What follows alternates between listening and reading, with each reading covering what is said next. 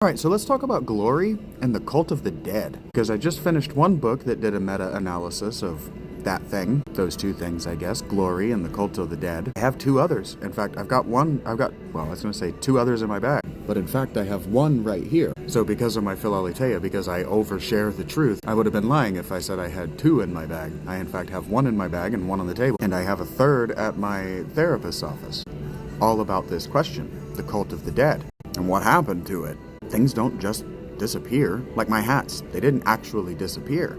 Even if they manifested from one place to another because, like Schrodinger's cat, they were in a superposition of where I put them and anywhere else because I wasn't looking at them, which is in fact how electrons work at the quantum level. They're where you're observing them, and they're where you last observed them, and everywhere else simultaneously until you observe them again. And so when I didn't observe them where I thought they were, they could have been anywhere. And they weren't in exactly the spot I left them. They were in exactly the spot that guy was standing so that I couldn't have seen them. So in that same way, these cults that became so popular among historians in the 1800s and the 1900s, what they termed the mystery cults or the fertility cults, totally euphemistically. This book I just finished, The Witch, actually really hits that point home over and over and over, chapter after chapter after chapter, that the history on magic, especially in the 18 and 1900s, was euphemistic at best. But that only makes sense. This is the Victorian period where you have to even be euphemistic about kissing your girlfriend. So, like, come on. Think that we're really going to be honest about sex and blood and death cults? I really don't think so.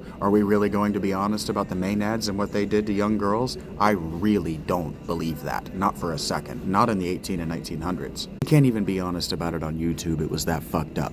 I can say it's fucked up, and I can't tell you what they did. That's how fucked up it is. And so my point is, these things don't disappear.